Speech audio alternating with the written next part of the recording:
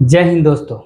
तो आज की इस टॉपिक में हम पोषक तत्व के बारे में जानेंगे। बायोलॉजी के सीरीज चला रहे हैं जो आप देख सकते हैं आगे वीडियो जो प्लेलिस्ट में डाला गया है। यहाँ से बहुत सारे कॉम्पिटिटिव एग्जामिनेशन में सवाल पूछे जाते हैं। तो चलिए शुरुआत करते हैं। देखिए, सबसे पहले पोषक तत्व। पोषक तत्व क्या होते हैं? देखिए, हम जो भोजन ग्रहण करते हैं उस भोजन में विभिन्न प्रकार के रासायनिक तत्व पाए जाते हैं। ठीक है, इसी रासायनिक तत्वों को हम पोषक कहते हैं। ठीक, कह सकते हैं कि पोषक तत्व हम भोजन को क्या कहते हैं, अदृश्य घटक है जिनकी आवश्यकता हमारे शरीर की स्वस्थ बनाने के लिए होती है। यानी हमारे शरीर को स्वस्थ बनाने के लिए इसका हम प्रयोग करते हैं, उपयोग करते हैं। ठीक है, पोषक के द्वारा शरीर का निर्माण, शरीर में ऊर्जा और शरीर की पूर्ति तथा शरीर के अंदर जो टूट फूट मरम्मत होते हैं, इसके लिए पोषक तत्व की जरूरत होता है। अब समझेंगे आसान भाषा में। अगर बाइक को चलाते हैं तो उसमें तेल डालते हैं। अगर तेल आपके बाइक में नहीं है तो आपका शरीर जो है कि बाइक नहीं चल पाएगा। तो हमारा जो शरीर है, इस शरीर को चलाने के लिए भी क्या चीज़ की जरूरत है? तो पोषक तत्व की जरूरत है, भोजन की जरूरत है। जब आप 5 दिन खाना नहीं खाए रहिएगा तब पूरा की तरह लेरुआ के कहीं गिर जाइएगा। ठीक है, पूरा आपके देह में क्या होगा, जान ही नहीं रहेगा। तो जो भोजन हम ग्रहण करते, यही हमारी भोजन हमारे शरीर को जिंदा रखता है। ठीक है, आज आप बोल रहे हैं, पूरा एकदम मजबूत हैं, क्या चीज़ से? भोजन से ही। तो अगर भोजन नहीं मिलेगा तो ये सारी चीज़ हमारे शरीर में नहीं होगा, यानी हम शायद जिंदा भी नहीं रहेंगे। भोजन से ये सारी चीज़ होती है। जैसे मोटरसाइकिल में तेल डालते हैं तो मोटरसाइकिल चलता है, सेम उसी प्रकार जब तक खाना नहीं खाएंगे तो नहीं चलेंगे। तो इसके लिए आपको खाना खाना जरूरी है। खाना खाएंगे तो आपके शरीर की विकास होगा। आप हेट ही चुके थे, अब हेतवा चुके हो गए हैं। तो ये क्या चीज़ से कर रही है? खाना से विकास कर रहा है। जब तक आपके शरीर के अंदर है अन्न नहीं जाएगा तब तक आपका शरीर का विकास ही नहीं करेगा। ये जो विकास करता है ये क्या चीज़ से कर रहा है? आपका ही भोजन से कर रहा है। ठीक है, चलिए, तो ये कटे फटे क्या होते हैं? ये मरम्मत के कार्य करता है। अब भोजन को जो है ना हम करते हैं ना, तो उससे 3 भागों में डिवाइड कर दिए हैं। ठीक है, पोषक। पहला ऊर्जा, हमारे शरीर में जब हम भोजन करते हैं ना तो ऊर्जा आता है। उसके बाद क्या आता है जी? तो हमारे शरीर की निर्माण होता है। दूसरा क्या होता है? रोग से रक्षा करता है। तो भोजन में कार्बोहाइड्रेट तथा वसा प्राप्त रहता है। तो अगर हमारे ऊर्जा से हम क्या प्राप्त करते हैं?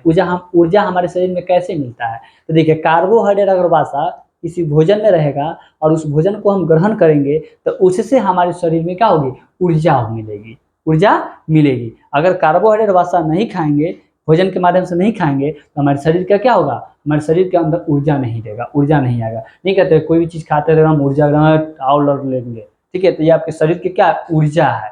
ठीक, अब आता है शरीर का। तो प्रोटीन और जल जो होता है ना, इसी प्रोटीन और जल से आपका शरीर का निर्माण होता है।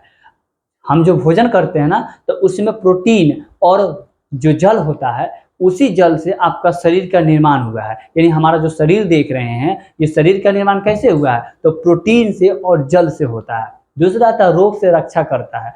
तो रोग यानी हमारा शरीर में जब रोग होता है, यानी जब बीमारियां होती है, तो उस बीमारियां को रोकने का जो कार्य करता है वो खनिज और कौन करता है जी? विटामिन करता है। यानी आपके शरीर को बीमारी जो होने से रक्षा कौन करता है? तो खनिज और विटामिन करता है। जो भोजन करते हैं ना उसी में खनिज और विटामिन होता है, और ये दोनों जो है ना किसकी रक्षा करता है? तो आपके शरीर के अंदर जो विभिन्न प्रकार के जो बीमारियां उत्पन्न होती है ना, उस उत्पन्न को नहीं होने देता, यानी उसकी रक्षा करने का कार्य करता है। ठीक है, मनुष्य के शरीर में पोषक तत्वों के लिए निम्नलिखित जो है ना आवश्यकताएं होती है हमारे शरीर को विकास के लिए। वो कह कौन कौन है? तो पहला है कार्बोहाइड्रेट, दूसरा है वसा, तीसरा है प्रोटीन, विटामिन, खनिज लवण और जल है।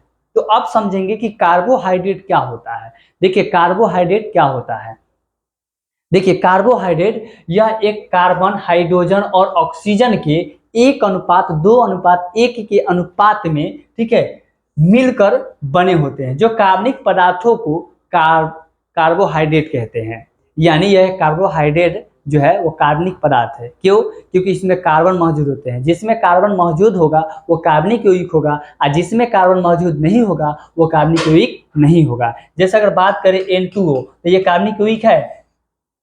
नहीं है, क्योंकि इसमें कार्बन नहीं है। लेकिन वही करे CH2O C2OH2O, तो ये क्या होगा, कार्बनिक यौगिक है, क्योंकि इसमें कार्बन मौजूद है। तो जिसमें कार्बन मौजूद रहेगा वो कार्बनिक यौगिक कहलाएगा, जिसमें कार्बन मौजूद नहीं होगा वो कार्बनिक न कहला के अकार्बनिक यौगिक कहलाएगा। ठीक है, इसका मुख्य जो कार्य होते हैं वो प्रतिदिन हमारे शरीर में ऊर्जा प्रदान करता है, यानी पर डे हमारे शरीर में इसका काम क्या है, ऊर्जा देने का कार्य करता है। ठीक है, कार्बोहाइड्रेट यह भोजन का सबसे बड़ा भाग है, यानी हमारे शरीर में जो हम भोजन ग्रहण करते हैं तो सबसे ज्यादा हमारे शरीर में जो है ना सबसे बड़ा भाग है किसका, कार्बोहाइड्रेट का, जो ऊर्जा देने का कार्य करता है। ठीक है, इसका समान सूत्र CH2O होता है। क्या होता है जी, CH2O होता है। देखिए इसमें कार्बन है तो कार्बन है तो क्या होगा, कार्बनिक पदार्थ है।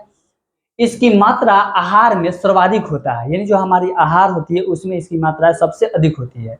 हमारे शरीर की लगभग 55 से 65% की मात्रा में ऊर्जा की पूर्ति कार्बोहाइड्रेट से ही करते हैं, यानी हमारे शरीर में 55 से 65% की मात्रा में कार्बोहाइड्रेट जो है ना हमारे शरीर के पूर्ति करता है। ठीक है, 1 ग्राम कार्बोहाइड्रेट की बात करें तो 1 ग्राम कार्बोहाइड्रेट में उपस्थित जो ऊर्जा होती है वो 4.2 कैलोरी होता है। समझ जाइए कि 1 ग्राम अगर आप कार्बोहाइड्रेट का उपयोग करते हैं, कार्बोहाइड्रेट जो है उपस्थित में ऊर्जा जो होती है वो कितना होता है, 4.2 कैलोरी होता है। समझे, यानी 1 ग्राम कार्बोहाइड्रेट में कितनी ऊर्जा, तो 4.2 कैलोरी होता है। ठीक है, और ये हमारे शरीर में 55 से 65% की मात्रा में पाई जाती है।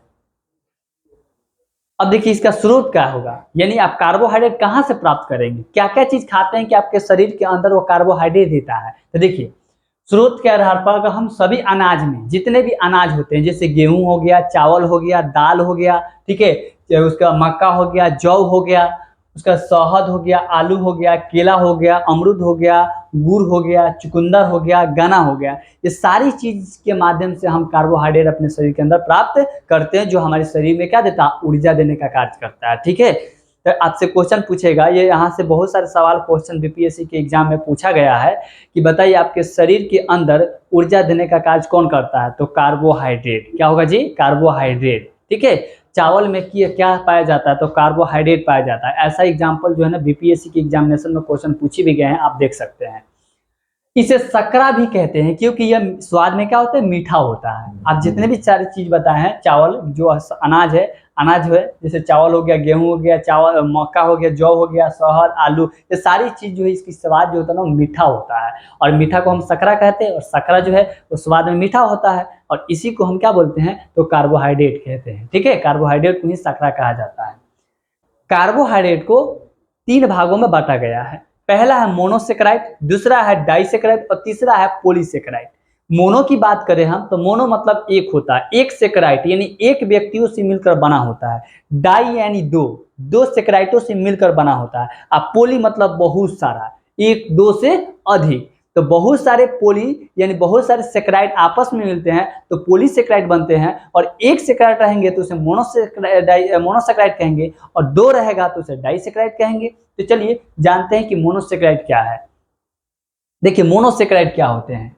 मोनोसेक्राइड को हम कह सकते हैं कि एक जब सेक्राइड आपस में मिलता है, जब एक सेक्राइड रहता है तो उसी को हम मोनोसेक्राइड कहते हैं। इसका जो है ना हम यह जल में क्या होते हैं, घुलनशील होते हैं, यानी ये जल में क्या होते हैं, घुल जाते हैं। जैसे अगर चीनी को पानी में डालेंगे तो घुल जाता है, ठीक है, उसी प्रकार इसमें जो मोनोसेक्राइड होते हैं ना, ये जल में क्या होते हैं, घुलनशील हो जाते हैं, घुल जाते हैं, उसमें आपको पता नहीं चलता है। लेकिन आप पत्थर को अगर पानी में रखते हैं तो देखिए वो गलेगा नहीं, गलेगा, लेकिन आप चीनी को डाल देंगे तो निश्चित ही कि वो गल जाएगा, पानी में क्या हो जाएगा, विलय हो जाएगा, उसका अस्तित्व ही नहीं दिखाई देगा। यह एक ही प्रकार के कार्बन के अणुओं को बना होता है। मैंने पहले ही बताया है कि ये कार्बन जो होते हैं एक ही कार्बन के यौगिकों से मिलकर क्या होता है, मोनोसेक्राइड बने होते हैं। ठीक, इसे ग्रहण करने पर शरीर की शीघ्र ही ऊर्जा प्राप्त होती है। जैसे ही इसे हम ग्रहण करेंगे, जब भोजन को करेंगे तो उसमें हमारे शरीर के अंदर जो है एक बैग एनर्जी आ जाएगा। ठीक है, यह सबसे सरल कार्बोहाइड्रेट होता है, और ये सबसे क्या होता है जी, सरल जो होता है ना कार्बोहाइड्रेट होता है। ये ज्यादातर दौड़ जो करता है ना उसमें इसका जो है कि वो सेवन करते हैं। यह सबसे सरल कार्बोहाइड्रेट होता है, यानी सबसे आसान कार्बोहाइड्रेट है। ठीक है, पाचन की क्रिया में इन्हें अंतिम रूप से प्राप्त किया जाता है, यानी पाचन की क्रियाओं में, ठीक है, इसे क्या करते हैं हम, सबसे अंतिम जो है ना क्रिया होती है उसमें हम क्या करते हैं, प्राप्त करते हैं। ग्लूकोज, फ्रक्टोज और लैक्टोज आदि जैसे हैं। यानी ये पाचन के रूप में हम ग्लूकोज या कार्बोहाइड्रेट कहीं है मोनोसेक्राइड में भले फ्रक्टोज और गैलेक्टोज आदि के रूप में होते हैं। अब हम जानेंगे कि आखिर ग्लूकोज क्या होते हैं। देखिए ग्लूकोज यह हमें तुरंत ऊर्जा देने का कार्य करता है। हमने मोनोसेक्राइड में बताया ना, ये बहुत ही जल्द क्या होती है, ऊर्जा देने का कार्य करता है। तो मोनोसेक्राइड का एग्जाम्पल क्या होगा, ग्लूकोज हो जाएगा। और ग्लूकोज जो होता है ना हमारे शरीर में, जैसे ही आप इसे पियेंगे वैसे ही हमारे शरीर में क्या होगा, एक बैग एनर्जी देगा, ठीक है, तुरंत देता है। जैसे एकदम चट सीना एकदम आप पीजिएगा, लगले आपके शरीर के अंदर क्या हो जाएगा, उत्तेजना आ जाएगा, ऊर्जा आ जाएगा, ठीक है, एनर्जी। ग्लूकोज की ऊर्जा, ग्लूकोज की जो सूत्र होता है वो C6H12O6 होता है, ठीक है, इसका ग्लूकोज का सूत्र हो गया। इसे शरीर का ईंधन भी कहा जाता है, यानी इसे शरीर का हम क्या कहते हैं, ईंधन। तक कहेगा शरीर का ईंधन किसे कहते हैं, तो ग्लूकोज को कहा जाता है, क्योंकि हमारे शरीर में बहुत ही जल्दी क्या होता है, तुरंत ऊर्जा प्रदान करने का कार्य करता है ग्लूकोज, ठीक है। अब आता है फ्रक्टोज। देखिए दुनिया की सबसे मीठी जो प्रकृति क्या होती है, सकरा होता है जी, जो स्वाद में क्या होता है, मीठा होता है। फलों के मीठापन के कारण होता है, फलों के मीठापन के क्या होते हैं, कारण होते हैं। जितने भी आप फल खाएंगे, सेव खाएंगे, अंगूर खाएंगे, अमरूद खाएंगे, चाहे जितने भी आप फल खाते हैं, वो खट्टा आपका होता है, नहीं होता ना, मीठा होता है। यानी उसकी स्वाद जो होगा वो मीठा होगा, और मीठा जो रहता है उसे सकरा कहते हैं। और इसी सकरा को क्या होते हैं, फ्रक्टोज होते हैं, सबसे जो है कि मीठा होते हैं। शहद की सकरा भी कहा जाता है, जो शहद होते हैं ना उसे सकरा भी कहा जाता है, ठीक है।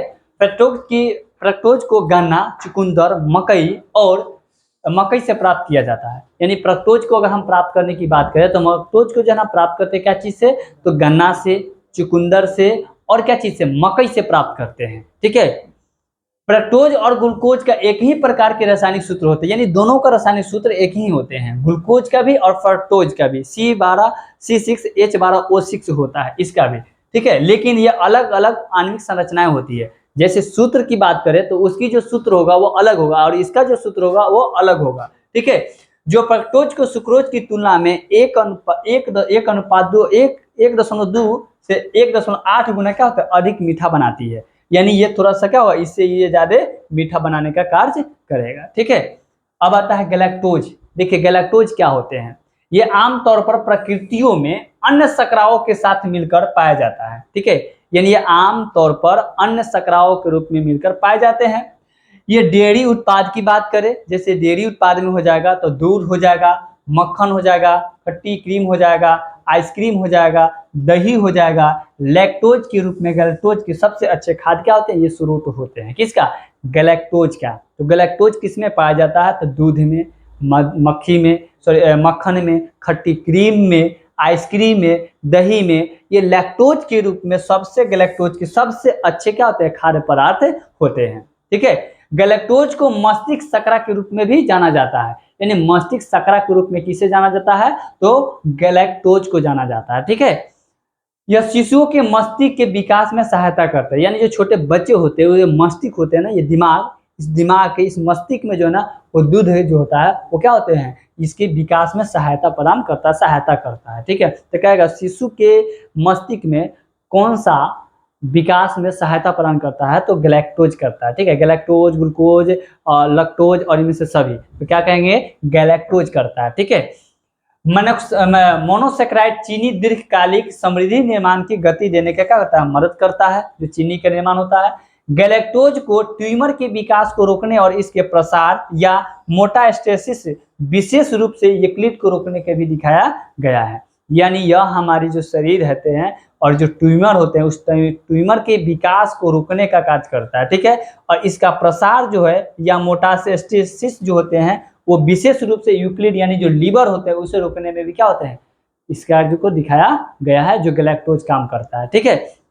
और ये दूध हो गया, ये दूध में क्या होता है, गैलेक्टोज पाए जाते हैं। और ये ईख जो हो गया उसमें क्या पाए जाते हैं, तो फ्रक्टोज पाए जाते हैं, ठीक है। अब आते हैं डाइसेकेराइड। देखिए डाइसेकेराइड क्या होते हैं, ठीक है। डाई मतलब दो, जब दो सेकेराइड आपस में मिलता है, जुड़ता है, तब यह एक अणु का निर्माण होता है, उसी को हम क्या बोलते हैं, डाइसेकेराइड कहते हैं, ठीक है। देखेंगे अब, ठीक है, डाइसेकेराइड कहते हैं।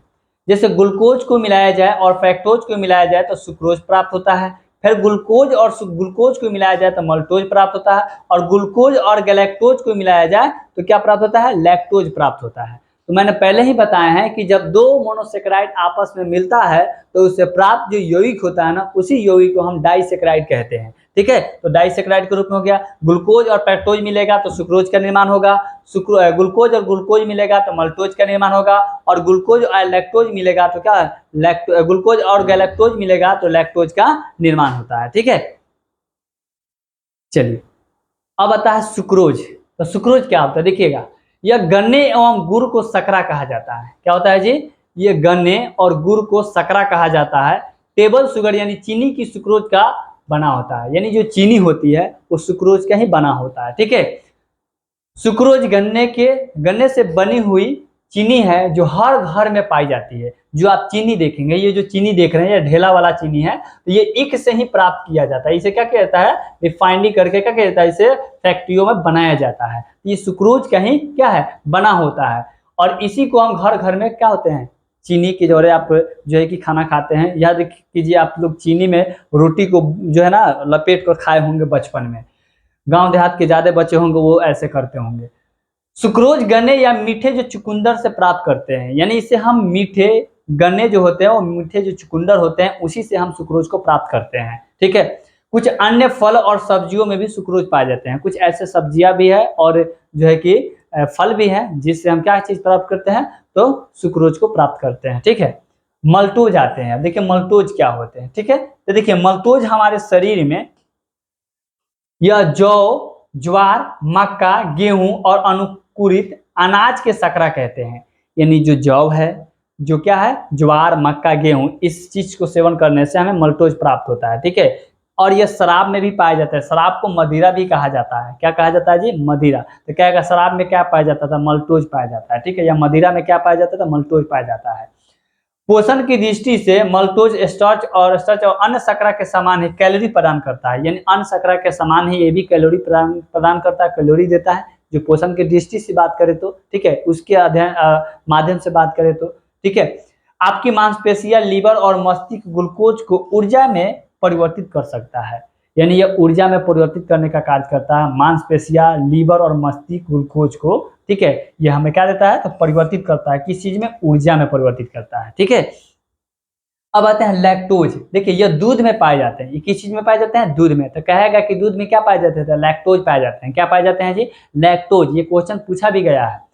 आणविक सूत्र इसका क्या होता था, C12H22O11 होता है। तो लैक्टोज का सूत्र क्या होता है, C12H22O11 होता है। ठीक है, लैक्टोज एक प्रकार का एक एंजाइम है। क्या है जी, एक एंजाइम है जिसकी निर्माण छोटी आंत में होती है। कहाँ पे होता है, जो हमारी छोटी आंत है, इस छोटी आंत में क्या चीज का निर्माण होता है, तो लैक्टोज का निर्माण होता है।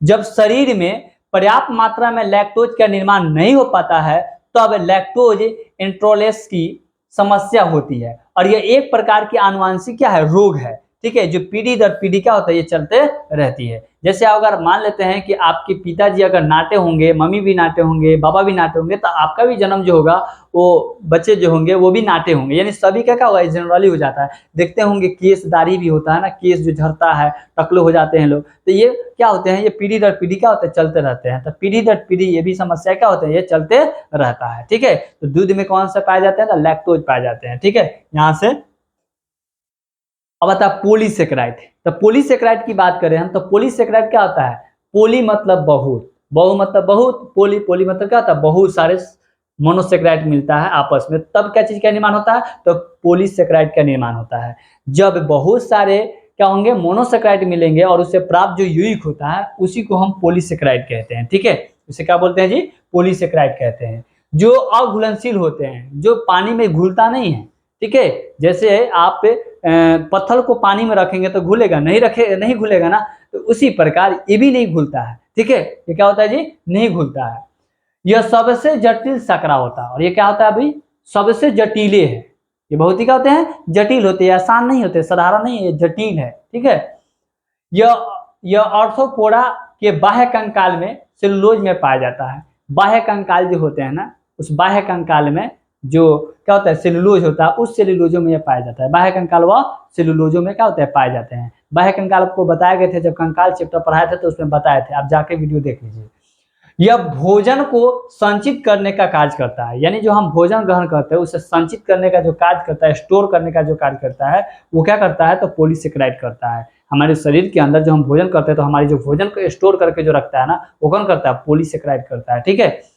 स्टार्च और ग्लाइकोजन क्या होता है, जैसे मैं आप यहाँ पॉलीसेकेराइड का हो जाएगा। ठीक है, देखिएगा कहेगा पॉलीसेकेराइड क्या है, पॉलीसेकेराइड कौन है, तो स्टार्च हो जाएगा, उसके बाद क्या है, ग्लाइकोजन हो जाएगा। स्टार्च जिसको हम मन कहते हैं। ठीक है, यह पौधे में पाए जाने वाले सबसे आम खाद्य भंडारण पॉलीसेकेराइड है, यानी ये पौधे में सबसे जो है ना आम खाद्य भंडारण के रूप में, ये पॉलीसेकेराइड के रूप में है। ठीक है, पौधे।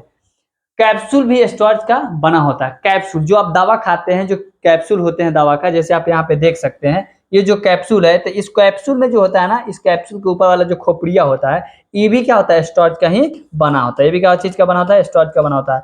आप लोग आंख में धरने वाला पिपोहिया जो होता है ना, उसके जो ऊपरी वाला, वो भी क्या होता है, स्टार्च का ही बना होता है। ठीक है, जो छोटे बच्चे में खूब धरते होंगे, पूरा पूरा जो है आंख के अंदर आपको घुस जाता होगा। जो भोजन में मौजूद स्टार्च को ग्लूकोज और मल्टोज में परिवर्तित करता है। तो ये स्टार्च को क्या करता है, ग्लूकोज से मल्टोज के रूप में क्या करता है, इसे परिवर्तित करने का कार्य करता है भोजन में मौजूद।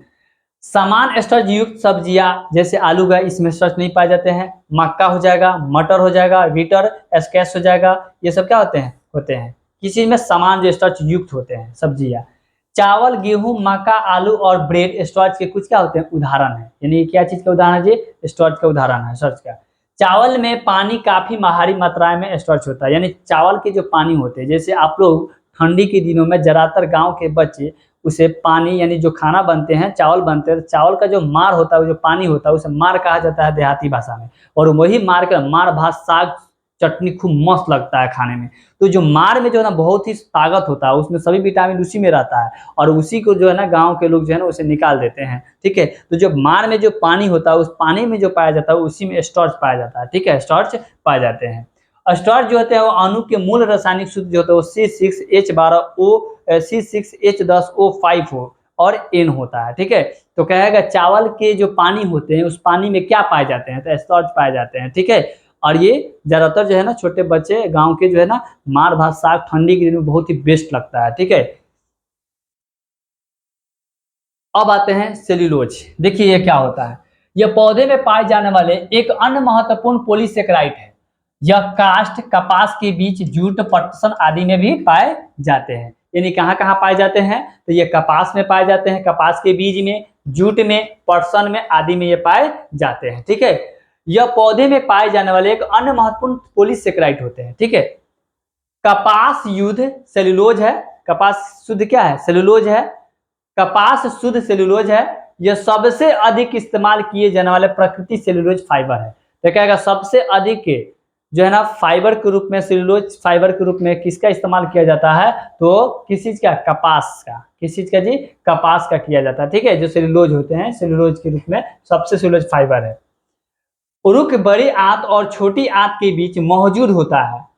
अंडुक का मुख्य कार्य होता है सेल्यूलोजों को पाचन में मदद करता है। किस चीज का मदद करता है, तो सेल्यूलोज को पाचन में मदद करने का कार्य करता है।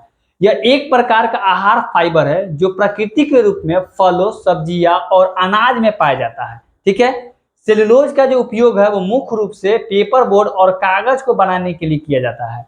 सेल्यूलोज का मुख्य रूप से जो हम उपयोग करते हैं वो पेपर बोर्ड होता है, और क्या होते हैं जी, कागज को जो बनाने के लिए इसका इस्तेमाल किए जाते हैं। पेपर बोर्ड आप लोग जो कूट जो लिखते होंगे वो हो जाएगा। ठीक है, और पेपर जो आप लोग कॉपी उपी है वो। पादप कोशिकाओं में कोशिका भित्ति सेल्यूलोज की ही बनी होती है।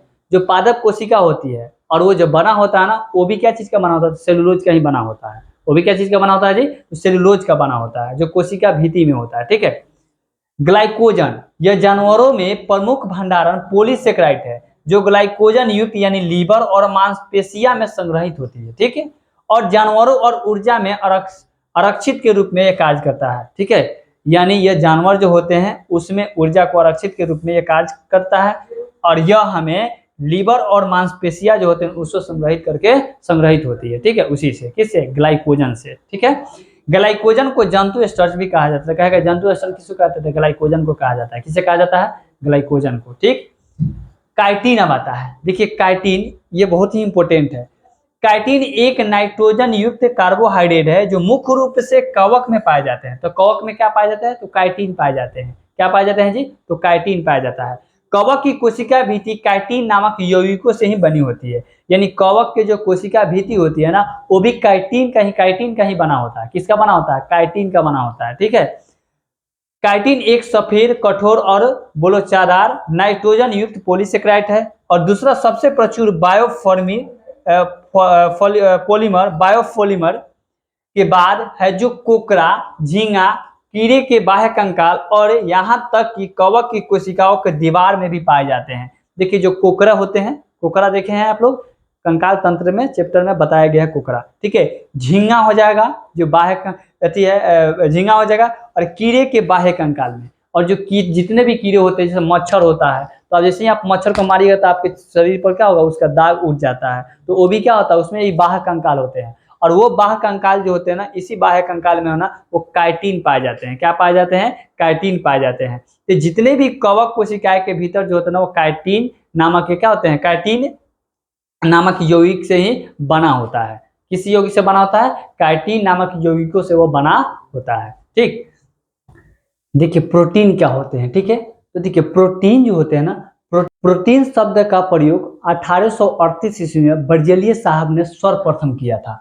1838 ईस्वी में बर्जेलियस साहब ने सर्वप्रथम प्रोटीन शब्द का उपयोग किया था।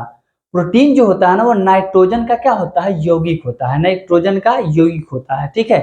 प्रोटीन एक जटिल कार्बनिक क्या है? पदार्थ होते हैं। ठीक है। तत्व पदार्थ है जिसका गठन कार्बन, हाइड्रोजन, ऑक्सीजन और नाइट्रोजन के तत्वों के अणुओं से मिलकर क्या होता है? ये बना होता है। अगर हम प्रोटीन की बात करें तो प्रोटीन जो बना होता है ना, वो कार्बन, उसके बाद क्या है? हाइड्रोजन, और उसके बाद क्या है? ऑक्सीजन और नाइट्रोजन के तत्वों के अणु जो होते हैं ना, उस अणुओं से मिलकर बना होता है। कौन? प्रोटीन।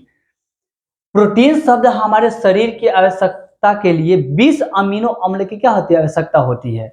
यानी 20 अमीनो अम्ल की आवश्यकता होती है हमारे प्रोटीन को बनने के लिए। ठीक है। तो ये शरीर की वृद्धि और अंगों को मरम्मत दोनों कार्यों के लिए क्या होता है? बहुत ही प्रोटीन के उत्तरदायित्व होता है। प्रोटीन बहुत ही उत्तरदायित्व होता है। हमारे शरीर की वृद्धि होती है। ठीक है। हम बड़े छोटे हैं, बड़े हो जाते हैं, मोटे हो जाते हैं। ठीक है। तो ये सारी चीज हमारी जो शरीर की जो वृद्धि होती है, विकास होती है, और जो अंगों को जो मरम्मत होता है, ठीक है, वो सभी को जो है ना, सभी के लिए जो होता है वो प्रोटीन बहुत ही उत्तरदायित्व होता है। मनुष्य के शरीर में 20 प्रकार के एमिनो अम्ल की आवश्यकता होती है। 10 जो होता है ना वो भोजन से प्राप्त करते हैं, और 10 जो होता है वो स्वयं निर्मित होते हैं। ठीक है। जैसे आवश्यक एमिनो अम्ल 10 हो जाते हैं जो भोजनों के द्वारा प्राप्त करते हैं, और अनावश्यक एमिनो अम्ल जो शरीरों के स्वयं निर्मित होते हैं वो 10 हो जाते हैं। उसे हम अनावश्यक कहते हैं, और जो भोजन से प्राप्त करते हैं उसे आवश्यक कहते हैं, और जो भोजन से नहीं स्वयं निर्मित होता है शरीर के अंदर उसे हम अनावश्यक एमिनो अम्ल कहते हैं। ठीक है। अब आते हैं, देखिएगा, एमिनो अम्ल जिस बंधन के द्वारा जुड़कर क्या होते हैं? वो प्रोटीन का निर्माण करते हैं ना, उसे पेप्टाइड बंधन कहते हैं। उसे क्या बोलते हैं जी? पेप्टाइड बंधन कहते हैं। जो क्या करता है जी? एमिनो अम्ल के द्वारा जुड़कर प्रोटीन का निर्माण करता है ना, उसी हम बंधन को क्या बोलते हैं? तो पेप्टाइड बंधन कहते हैं। मानव शरीर में लगभग 15 से 17% जो होते हैं वो भाग प्रोटीन का ही बना होता है। हमारा अगर शरीर ये जो बना है ना, इस शरीर में 15 से 17% की मात्रा क्या होती है? प्रोटीन की ही होती है। ठीक। प्रोटीन प्रति ग्राम 4.2 किलो कैलोरी क्या करता है? ऊर्जा क्या करता है जी? प्रदान करता है। कितना जी? 4.2 किलो कैलोरी क्या करता है? ऊर्जा प्रदान करता है प्रोटीन। प्राकृतिक रूप में सबसे ज्यादा प्रोटीन सोयाबीन में 4.42% पाया जाता है। 42% पाया जाता है सोयाबीन में। यानी सबसे ज्यादा प्राकृतिक रूप में अगर प्रोटीन पाई जाती है तो सोयाबीन में ही होता है, जो 42% मात्रा में पाए जाते हैं। ठीक है। प्रोटीन अगर हम स्रोत की बात करें, यानी हम क्या चीज को खाएंगे कि हमारे शरीर में प्रोटीन होगा, तो देखिए, अगर आप दूध खाएंगे तो आपको प्रोटीन होगा, पनीर भी खाइएगा, दाल खाइएगा, मांस खाइएगा, मछली खाइएगा, अंडा खाइएगा, ये सारी चीज जो आप खाएंगे, ये सारी चीज में प्रोटीन पाए जाते हैं। ठीक है। तो आप अगर प्रोटीन की कमी हो आपके शरीर के अंदर तो आप ये सारी चीज खा सकते हैं। देखेंगे जब ऑपरेशन होता है ना किसी व्यक्ति को, तो ऑपरेशन के बाद में डॉक्टर सलाह देता है कि आप जो है ना कि दाल और रोटी खा सकते हैं। इससे क्या होगा, आपको विटामिन प्रोटीन मिलेंगे, ठीक है, क्योंकि प्रोटीन की कमी हो जाता है, ठीक है। प्रोटीन की कार्य देखिए, यह शरीर का निर्माण करता है, यानी हमारा शरीर का निर्माण करता है, ठीक है। इसीलिए इसे बिल्डिंग ब्लॉक कहा जाता है, ठीक है। जैसे अगर आपके घर 2 तला 3 तला या 4 तला मंजिला महल होगा, तो आप क्या करेंगे, पिलर से जोड़ के रखे होंगे नीचे से, तो आपके पिलर उसका करता है 3 तला या 4 तला मंजिला भवन को आपको रोक कर रखा है, ठीक है, गिरने नहीं देगा। सेम उसी प्रकार हमारे शरीर में भी, तो इसलिए बिल्डिंग ब्लॉक कहा जाता है इसे, जो हमारे शरीर का निर्माण करता है। यह कोशिकाओं तथा ऊतकों का क्या करता है, निर्माण करता है, मरम्मत करता है और उसकी विकास भी करता है। कौन? प्रोटीन। यह शरीर की वृद्धि के लिए क्या होता है, उत्तरदायी होता है, यानी हमारे शरीर की वृद्धि अगर हो रहा है ना, तो इसके लिए उत्तरदायी कौन होता है, प्रोटीन। अगर नहीं, यह टूटे फूटे अंगों को क्या करता है, मरम्मत करता है। अगर हमारे अंग में कहीं टूट फूट हो जाता है, तो इस चीजों को क्या करता है, वो मरम्मत करता है, ठीक है ना। सोयाबीन और मूंगफली में प्रचुर मात्रा में क्या पाए जाते हैं, तो प्रोटीन पाए जाते हैं। तो सोयाबीन और मूंगफली में सबसे ज्यादा क्या पाए जाते हैं, तो प्रोटीन पाए जाते हैं। कितना सबसे ज्यादा किसमें पाए जाते हैं प्रोटीन, तो मूंगफली और सोयाबीन में पाए जाते हैं। शरीर को पोषण करने और ऊर्जा को उत्पादन करने के लिए बहुत ही महत्वपूर्ण पोषक तत्व होते हैं, यानी हमारे शरीर के पोषण करने के लिए और ऊर्जा को उत्पाद करने के लिए बहुत ही महत्वपूर्ण क्या होते हैं, ये पोषक तत्व होते हैं। कौन? प्रोटीन। शरीर में सबसे अधिक मात्रा में उपलब्ध रहने वाले पोषक तत्व होते हैं, यानी हमारे शरीर के अंदर सबसे अधिक क्या करते हैं, ये उपलब्ध रहने वाले क्या हैं, पोषक तत्व हैं। शरीर के पीएच लेवल बनाए रखने के लिए, मूड ठीक रखने के लिए और तनाव को कम करने के लिए प्रोटीन की क्या होता है, भूमिका अहम होती है। यानी हमारे शरीर में तनाव कम होगा, ठीक है, और हमारी जो मूड रहता है खराब वो, और उसके बाद क्या होगा, पीएच लेवल जो होता है हमारे शरीर का, ये बनाने का कार्य और ये भूमिका कौन निभाता है, तो प्रोटीन का क्या होता है, काफी अहम भूमिका होता है, ठीक है। अगर ये नहीं रहेगा प्रोटीन, तो ये सारी चीज आपके पास हमेशा होते रहेगा। तो इसकी भूमिका कौन निभाता है, प्रोटीन ही निभाता है, ठीक है। और सोयाबीन में क्या होता है और मूंगफली में सबसे ज्यादा क्या पाए जाते हैं, तो प्रोटीन पाए जाते हैं। प्रोटीन की प्राप्ति कैसे होता है, देखिए प्रोटीन की प्राप्ति एक शरीर में होता है, दूसरा क्या होता है जी, वो भोजन से होता है। तो शरीर में क्या होता है, जिससे रक्त से होता है, ठीक है। तो रक्त से क्या मिलेगा, हेमोग्लोबिन प्रोटीन और फाइब्रोनेजन प्रोटीन और क्या था, प्रोटोबिन प्रोटीन जो होता है वो आपको क्या चीज से मिलेगा, रक्त से मिलता है। हड्डी से आपको कोलेजन मिलता है, क्या मिलता है जी, कोलेजन, ठीक है, कोलेजन प्रोटीन मिलता है। और मांसपेशी जो होता है ना, उससे आपको एक्टिन और मायोसिन मिलता है, ठीक है, ये प्रोटीन है। तो ये एग्जाम में क्वेश्चन पूछे भी गए हैं, ठीक है, पीसी के एग्जाम में क्वेश्चन को पूछा भी गया है, ठीक है।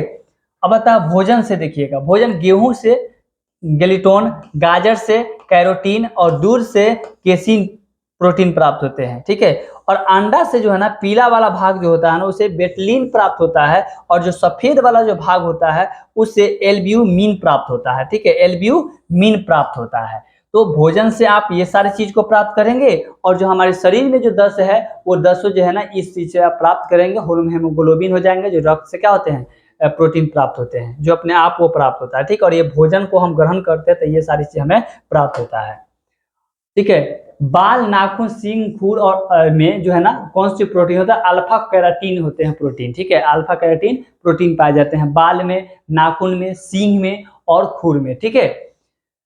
कोलेजन जो होते हैं ना, वो मानव शरीर में सबसे प्रचुर मात्रा में पाए जाने वाले प्रोटीन है। तो कहेगा मानव शरीर में सबसे अधिक मात्रा में पाए जाने वाले प्रोटीन कौन है, तो कोलेजन। क्या है जी, कोलेजन। प्रोटीन की कमी से होने वाले रोग यानी बीमारी कौन कौन सा है, देखिए अगर इसकी कमी हो जाएगा ना, तो 2 प्रकार की बीमारी होता है। एक बीमारी होता है, आप गांव समाज में बच्चे लोगों को देखते होंगे कि उसका पेट जो है ना, तसला की तरह आगे निकल गया रहेगा, अब बाकी उसका जो शरीरवा होगा ना, वो क्या होगा, पातर हो गया रहेगा, ठीक है। तो वो एक बीमारी बच्चे में होते हैं। दूसरा बीमारी बच्चे में ही होते हैं कि उसका पूरा जो है ना, ऊपर से नीचे लेकर है मांसपेशी, यानी उसका मांस जो है ना, वो पूरा समाप्त हो गया रहेगा, यानी बहुत कम रहेगा। अब पूरा उसके शरीर के अंदर का जो कंकाल है वही दिखाई देगा, ऊपर के चमड़िया दिखाई देगा। जैसे आप देखिए, हाई बचवा को देखिए, इसका तसला की तरह जो है ना, कि इसका पेटवा आगे निकल गया है, लेकिन इसका जो मुंहवा है, इसका जो गुरवा है, इसका जो क्या कर रहा है, देखिए कितना पतला है। तो ये बीमारी किसके वजह से होता है, प्रोटीन की वजह से होता है। ये भी देखिए भाई, बच्चों का देखिए कि ये मेडिसिन है हो रहा है, ये हॉस्पिटल में है, बच्चों का देखिए पूरा जो है ना, ये पूरा हड्डी कंकाल दिखाई दे रहा है। तो ये भी बीमारियां किसकी वजह से होता है? प्रोटीन की वजह से होता है जी। देखिए क्वासियोकोर इसको कहते हैं, और इसको जो बीमारी को कहते हैं वो मैरासमस कहते हैं, मैरासमस होता है, ठीक है ना। ये मुख्य रूप से बच्चे में होती है, यानी ये बीमारी मुख्य रूप से बच्चे में ही होते हैं। इसके कारण शरीर एवं मानसिक वृद्धि रुक जाती है, यानी इसके कारण शरीर की विकास नहीं हो पाती है, और मानसिक जो दिमाग होता है वो भी उसकी विकास नहीं कर पाता है। हाथ पैर सूख जाता है और पेट क्या होता है? फूल जाता है। मैंने क्या बताया है कि हाथ पैर पूरा सूख जाएगा, और पेटवा जो है ना उसका पूरा एकदम टसला की तरह निकल जाएगा, ठीक है। यह भी क्या होता है? यह भी एक प्रोटीन की कमी के कारण होने वाली बीमारी है। इसे सूखा रोग भी कहते हैं, इसे सूखा रोग कहते हैं, जिससे शरीर सूख जाता है और वजन क्या होता है? कम हो जाता है। अब बताइए, आपके शरीर का पूरा मांस खत्म हो जाएगा, ठीक है, आपका चमड़ी रहेगा और आपका कंकाल तंत्र बचल रहेगा, जिसे ई बबुआ साहब के है, तो क्या होगा? इनका जो है, आप इसका वजन कम होगा कि नहीं होगा? कम हो जाएगा। ये सूख गए हैं, सूख के टटा गया है एकदम, तो सूख के जो टटा गया है उसी को क्या बोलते हैं? सूखा रोग भी इसे हम कहते हैं, ठीक है। मैरासमस को क्या बोलते हैं? सूखा रोग कहते हैं। और इधर जो है ना वो क्वासियोकोर को जो है ना हम क्या बोलते हैं? तो ये आपको ये रोग हो जाता है जिसमें पेटवा निकल जाता है, बाकी सब सूखा रहता है, ठीक है। ये प्रोटीन की कमी से होने वाले रोग और बीमारी है। अब आता है वासा। देखिए वासा क्या है? यह चिकनाई शरीर को क्रियाशील बनाए रखने में सहयोग करती है। वसा हमारे शरीर के लिए उपयोगी है, और यह इसकी कमी होने से हमारे शरीर में हानि भी पहुंचती है। यानी हमारे शरीर के चिकनाई, स्मार्ट, हमारे एकदम पूरा गुल्ला थुला, और जो है कि हमारे शरीर पे एकदम पूरा जो है कि चमक रहता है, ठीक है, वसा की वजह से ही सहयोग करती है। वसा हमारे शरीर में उपयोगी है, अगर इसकी कमी हो जाता है तो शरीर में हमें क्या होगा? हानि भी होता है, हानि पहुंच सकती है। फैक्ट हमारे शरीर के महत्वपूर्ण अंगों को सुरक्षा प्रदान करता है, और हमारे शरीर को क्या करता है? ये सुरक्षा प्रदान करता है। देखिए त्वचा के नीचे जो होता है ना वो वसा जमा रहता है। जब किसी व्यक्ति को आप अगर मारेंगे पीटेंगे तो उसके त्वचा पर लगने के बाद में उसको वसा पर पड़ता है, जो उसकी मांसपेशियां पर नहीं लगता है। इसी के वजह से है ना, किसी व्यक्ति को आप मारेंगे जिसके शरीर के अंदर वसा ज्यादा होगा ना, उसे चोट नहीं लगता है, ठीक है, उसे सुरक्षा प्रदान होता है। कितनों मारिएगा उसे चोट कम लगता है, ठीक है। तो ये वसा की वजह से, जैसे चर्बियाल लोग होता है, ठीक है ना, जो मोटे लोग होते हैं उसमें वसा की मात्रा ज्यादा होते हैं, लेकिन वो ज्यादा जल्दी हाफ भी जाते हैं किसी काम को करने में, ठीक है। हमारे शरीर में वसा लिपिड के रूप में भी मिलती है, यानी जो हमारा शरीर होता है ना, उस शरीर में अगर वसा जो मिलता है ना तो उसमें लिपिड के रूप में मिलता है, ठीक है। लिपिड शब्द का प्रयोग सर्वप्रथम बलोर साहब ने 1943 ईस्वी में किया था, ठीक है।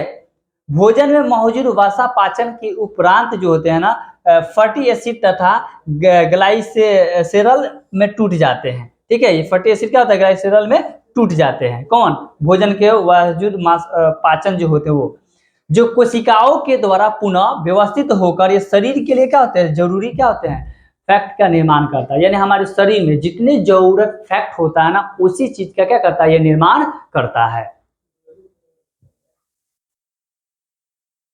फैक्ट के द्वारा ऊष्मा का निर्माण होता है, ठीक है, जिसमें शरीर का क्या होता है? तापमान नियंत्रण होता है। यानी फैक्ट के द्वारा ही ऊष्मा का निर्माण करता है, और जो हमें ऊष्मा का क्या करता है? निर्माण करता है, जिससे हमारे शरीर के तापमान को क्या करता है? नियंत्रित करके रखता है। यानी हमारे शरीर में जो तापमान है, हमारे शरीर के तापमान को जो नियंत्रित करने का कार्य करता है वो वसा ही करता है। कौन करता है जी? वसा करता है, जो ऊष्मा का निर्माण होता है, ठीक है। वसा के द्वारा ही एडिपोस टिश्यू का क्या करता है? निर्माण करता है। तो किस कहेगा किसके द्वारा एडिपोस जो है टिश्यू का निर्माण करता था? वसा के द्वारा, ठीक है। वसा के लिए ऊर्जा का मान क्या होता है? सबसे अधिक होता है। वसा के लिए ऊर्जा का मान क्या होता है? सबसे अधिक होता है। अगर 1 ग्राम वसा की बात करें तो 9.2 किलो कैलोरी क्या होते हैं? प्राप्त होते हैं। 9.2 किलो कैलोरी प्राप्त होता है, सोच सकते हैं आप। सामान्यतः एक वयस्क व्यक्ति को 20 से 30% वसा ऊर्जा वसा से प्राप्त होनी चाहिए। यानी अगर सामान्यतः जो एक व्यक्ति है वो वयस्क व्यक्ति, जैसे हम लोग हो गए, ठीक है ना, हम लोग के पास में 20 से 30% में ऊर्जा वसा से प्राप्त होनी चाहिए। कि कहां से प्राप्त होनी चाहिए? तो वसा से प्राप्त 20 से 30% होनी चाहिए, ठीक है। इसमें कार्बन, हाइड्रोजन और ऑक्सीजन में विभिन्न मात्राओं में उपस्थित होते हैं। क्या क्या चीज में जी? कार्बन, हाइड्रोजन और ऑक्सीजन, इन चीजों में जो है ना विभिन्न रूप से क्या होते हैं, मात्राओं में उपस्थित होते हैं। ठीक है, 20 डिग्री सेल्सियस ताप पर ठोस अवस्था में होता है, यानी वसा जो है ना 20 डिग्री सेल्सियस ताप पर रहेगा तो वो ठोस अवस्था में होगा, परंतु यदि इस ताप पर वो द्रव के रूप में रहेगा तो वो तेल कहलाता है। क्या कहलाता है जी? तेल कहलाता है। ठीक है, देखिएगा वसा जो है ना उसे स्रोत क्या है, यानी वसा कैसे हम प्राप्त करेंगे, क्या चीज खाएंगे कि हमारे शरीर में वसा होगा। देखिए, घी को खाइए, दूध पीजिए, पनीर, मक्खन, अंडे की जर्दी, मांस, तेल आदि में पाए जाते हैं, जैसे यहाँ पे देख सकते हैं। ठीक है ना, काजू, किशमिश, बादाम, ये सब में क्या होता है, तेलकट चीज होता है। आप खाइएगा तो मोटाइएगा, आपके शरीर में वसा ज्यादा होगा, मजबूत बनिएगा एकदम, आपका चेहरा पर चिकनापन आ जाएगा, एकदम लाइटनेस मारने लगेगा। किसी को एक थापा दीजिए तो आपका गाल पर क्या होगा, लाल लाल खून जम जाएगा। इस टाइप का क्या है, ये वसा हो जाएगा आपके शरीर में, तो हो जाता है। ठीक है, वसा के प्रकार क्या होते हैं? देखिए, वसा 3 प्रकार के होते हैं, संतृप्त वसा, असंतृप्त वसा और क्या होते हैं जी, ट्रांसफेट होते हैं, ट्रांसफेट होते हैं। ठीक है, तो देखिएगा संतृप्त वसा के बारे में जानेंगे। संतृप्त वसा जो होता है ना, खत में कोलेस्ट्रॉल के स्तर को बढ़ाती है, और इस प्रकार के वसा को हम सेवन कम किया जाना चाहिए, यानी इस प्रकार के वसा को हम कम ही उपयोग करेंगे, ज्यादा उपयोग करेंगे तो आपको क्या हानि पहुंचेगा। जैसे मक्खन हो गया, पनीर हो गया, मांस हो गया, घी हो गया, डालडा हो गया, नारियल का तेल हो गया। ठीक है, ये असंतृप्त वसा में आता है। ठीक है, अब आते हैं असंतृप्त वसा। वो संतृप्त था, अब असंतृप्त जानेंगे। असंतृप्त वसा वास्तव में हमारे शरीर के स्वास्थ्य के लिए बहुत ही अच्छा है, यानी हमारे स्वस्थ बनाने के लिए किस वसा का इस्तेमाल करना चाहिए, तो असंतृप्त वसा का इस्तेमाल करना चाहिए। क्यों? क्योंकि यह हमारे दिल को क्या करता है, स्वस्थ को बनाए रखता है, यानी हमारे जो दिल होता है, हार्ट होता है ना, इस हार्ट को जो है ना बना कर रखता है। ठीक है, स्वस्थ बना कर रखता है, और हमारे शरीर से हानिकारक जो कोलेस्ट्रॉल जो होते हैं ना, उसको हटाने में भी सहायता प्रदान करता है। ठीक है, कौन? Unsaturated fat. जैसे इसकी उदाहरण होगा मूंगफली का तेल, उसका क्या, सोयाबीन का तेल, जैतून का तेल, सूरजमुखी का तेल, काजू, बादाम तथा वनस्पति तेल। ठीक है, देखिए बहुत दिमाग भी तेज होते हैं काजू, किशमिश, बादाम से। ठीक है, मूंगफली का तेल हो जाएगा, सोयाबीन का तेल हो जाएगा। इसको अगर हम प्राप्त करते हैं, इसको अगर खाते हैं, तो ये सारी चीज को जो है ना असंतृप्त वसा जो हमारे शरीर को क्या करता है, सुरक्षित करता है, और हमारे शरीर के जो हार्ट होते हैं, दिल होते हैं, उसको स्वस्थ रखने में कार्य करता है। ठीक है, अब आता है ट्रांसफैट। देखिए, ट्रांस वसा, इन्हें खाने से हमारी शरीरों में क्या होता है, बुरे कोलेस्ट्रॉल की मात्राएं बढ़ जाती है, तथा अच्छे कोलेस्ट्रॉल की क्या होता है, मात्राएं कम हो जाती है। अगर इसे हम खाते हैं तो इसके क्या होता है, जो बुरे कोलेस्ट्रॉल है वो बढ़ जाएगा, जो अच्छा वो क्या हो जाता है, कम हो जाता है, जिसके कारण हमारे पास क्या होता है, हार्ट का बीमारी हो जाता है। ठीक है, क्या चीज का बीमारी होता है, हार्ट का बीमारी हो जाता है। ठीक है, जैसे फास्ट हो जाएगा, फूड हो जाएगा, पिज्जा हो जाएगा, कुरकुरे हो जाएगा। आजकल बहुत सारे बच्चे के और बहुत सारे लोगों को हार्ट का बीमारी हुआ, और रीजन इसका यही है कि हम लोग फास्ट फूड ज्यादातर खाते हैं, और ज्यादातर मात्रा में आप फास्ट फूड खाएंगे तो आपको यही होगा, हार्ट का बीमारी निश्चित ही होगा। ठीक है, तो इसे जो है ना कम खाना चाहिए हम लोग को, और ट्रांसपोर्ट को, जिसके माध्यम से हार्ट की बीमारी का होगा, नहीं होगा। ठीक है, तो हार्ट की बीमारी हमको ये होता है, जैसे कुरकुरे उरकुरे ये हो जाएगा। आप जब खरीदेंगे कुरकुरे तो उसके पीछे लिखा हुआ रहता है, आप देख सकते हैं। ठीक है, देखिए वसा का कार्य क्या होता है। देखिए, यह शरीर के विभिन्न अंगों के कथा चोटों से बचाता है। मैंने पहले बताया कि हमारे शरीर के अंग जो होते हैं, और त्वचा के नीचे जो है ना वसा जमा रहता है। अगर मारेंगे भी किसी व्यक्ति पर, जैसे मारेंगे इसको, तो मारने के बाद में क्या होता है, उसको चोट बहुत ही कम लगता है। यह त्वचा के नीचे जमा होकर शरीर के ताप को बाहर निकलने देती है, यानी बाहर नहीं निकलने देती है। यानी ये त्वचा के नीचे जो होता है ना, जमा होता है, जो शरीर के ताप को बाहर क्या होता है, निकलने नहीं देता है। यह शरीर की ऊर्जा प्रदान करती है, यानी हमारे शरीर को क्या होता है, ऊर्जा देती है। वसा आमतौर पर शरीर में ऊर्जा का संग्रहित स्रोत होता है। ठीक है, जो त्वचा के नीचे जमा रहते हैं, जो त्वचा के नीचे ही जमा रहता है, वही चीज है यहाँ पे। वसा शरीर के तापमान को बनाए रखता है, और वसा स्वस्थ कोशिकाओं को कार्य को बढ़ावा देते हैं। यानी जो स्वस्थ कोशिका होता है उसके कार्य में क्या होता है, वो बढ़ावा देता है कि तुम अपना कार्य को करो। ऊंट के कुबर में भी क्या होता है, वसा पाया जाता है। जो ऊंट के जो कुबर होता है, जो निकला हुआ रहता है, उसमें वसा पाया जाता है, और पानी भी पाया जाता है। यह बॉडी को ऊर्जा प्रदान करता है, यानी हमारा जो शरीर है, शरीर को क्या होता है, ऊर्जा प्रदान करने का कार्य करता है। हमारे शरीर में वसा का निर्माण तब होता है जब यूक्लिड, यानी जो लीवर होता है और मांसपेशियां होता है ना, उसमें ग्लाइकोजन का क्या होता है, भंडारण पूरा हो जाता है। जब तक हमारे शरीर के अंदर जो है ना ग्लाइकोजन के भंडारण पूरा नहीं होगा, तब तक यूक्लिड और मांसपेशिया में ग्लाइकोजन पूरा नहीं होता, तब तक जो है कि वसा का निर्माण नहीं होता है। यानी हमारे शरीर में वसा का निर्माण तब होता है जब लीवर में और मांसपेशिया में किस चीज की भंडारण पूरा होती है, तो ग्लाइकोजन की भंडारण पूरा होता है, तबे जो है ना ये वसा का निर्माण हमारे शरीर के अंदर होता है। अगर ये नहीं होगा तो हमारे शरीर के अंदर जो है ना वसा का निर्माण नहीं होगा। अब आता है जल। देखिए जल विभिन्न प्रकार के शरीर के जल शरीर के विकास के लिए जल बहुत ही आवश्यक है, क्योंकि मानव शरीर में लगभग 65 से 70% की मात्रा में जल से ही निर्मित होता है। ठीक है, यहाँ से 65-75 भी कहीं दिया होगा, कहीं 70-75 भी दिया होगा। ठीक है, तो आप वहां पे देख लेंगे। हमारा जो शरीर है ना वो जलों से मिलकर, प्रोटीनों से मिलकर बना होता है। कहा जाता है कि जल बिना जीवन अधूरा है। ठीक है, तो जल के बिना क्या है, जीवन अधूरा, जल ही जीवन है। शरीर में उपस्थित अपशिष्ट एवं विषैले जो पदार्थ होते हैं ना वो जल में घुलकर हमारे शरीर से क्या होता है, बाहर निकल जाते हैं। क्या निकल जाते हैं जी, हमारे शरीर से निकल जाते हैं, बाहर निकल जाते हैं घुलकर।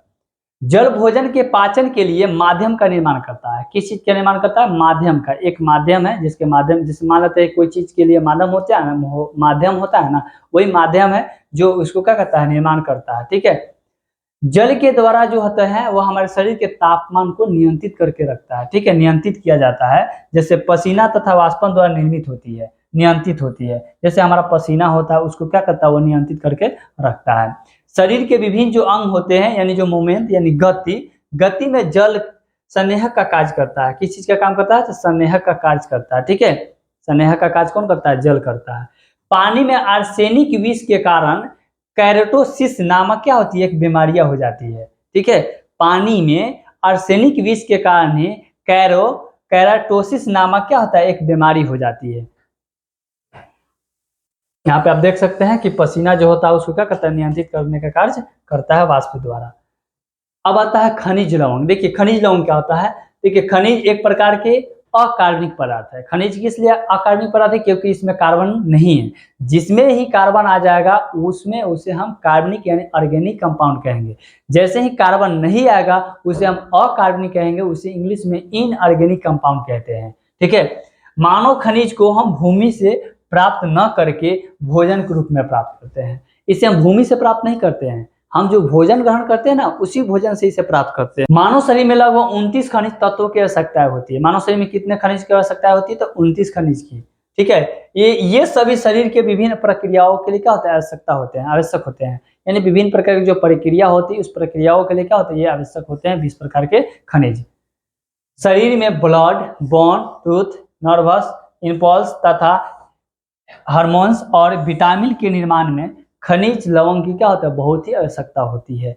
इन सारी चीजों में खनिज की क्या है, बहुत ही आवश्यकता होती है। ठीक है, वैसे खनिज जिसकी आवश्यकता शरीर को प्रतिदिन 10 ग्राम से ज्यादा है, यानी ऐसे खनिज जिसकी आवश्यकता शरीर के प्रतिदिन 10 ग्राम से ज्यादा होती है उसे हम मैक्रो एलिमेंट्स कहा जाता है। और 10 से जिसमें कम आवश्यकता होती है उसे मिक्रो एलिमेंट्स कहते हैं, या उसे ट्रेस एलिमेंट्स भी कहा जाता है। होता है कैल्शियम। देखिए कैल्शियम जो होता है ना वो हड्डियों और छाती के निर्माण के लिए क्या होता है, बहुत ही आवश्यक होते हैं। यानी हड्डी और छाती के जो निर्माण होता है उस निर्माण में क्या होता है, कैल्शियम की बहुत ही आवश्यकता होती है।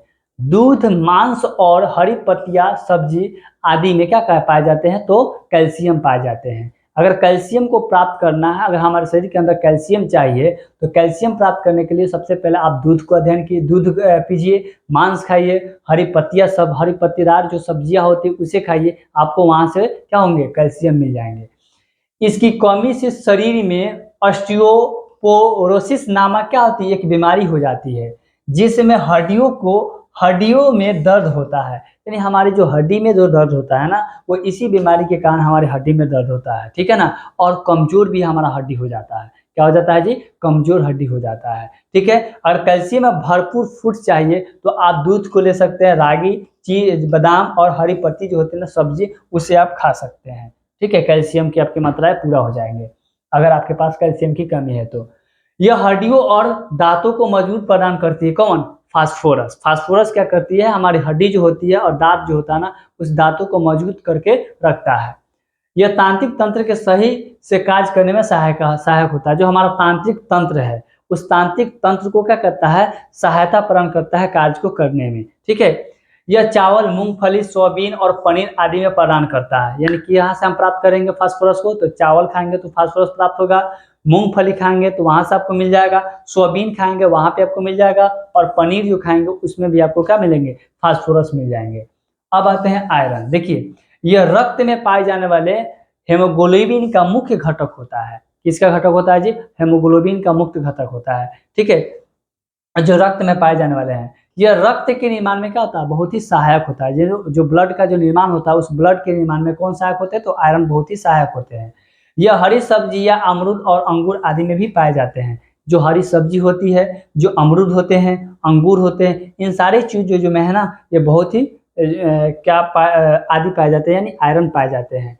इसकी कमी से ही रक्त छीनत क्या होते हैं, नामक रोग हो जाते हैं। तो कहेगा आयरन की कमी से कौन सा रोग हो जाते हैं, तो रक्त छीनता बीमारी हो जाता है, नामक रोग हो जाता है। ठीक है, अब बता आयोडीन। देखिए, आयोडीन की कमी के कारण जो है घेगा रोग हो जाता है, यहाँ पे फूल जाता है इस टाइप का। ठीक है ना, यह थायराइड ग्रंथियों का सही से कार्य करने में क्या होता है, सहायता करता है। यानी जो थायराइड ग्रंथि है वो किसके माध्यम से सही से कार्य करता है, तो आयोडीन के कारण से। आयोडीन की कमी से घेंगा रोग हो जाता है। ठीक है, और ये समुद्री इलाके में जैसे भोजन और दूध, अंडा और मांस से क्या होता है, हम इसे प्राप्त करते हैं।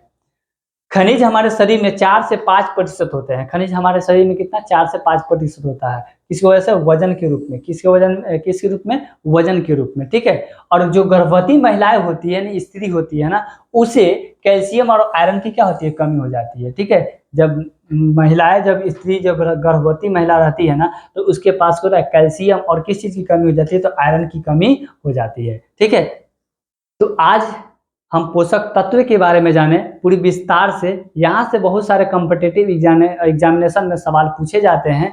तो आज के लिए इतना ही, फिर मिलेंगे अगले वीडियो में। जय हिंद, जय भारत।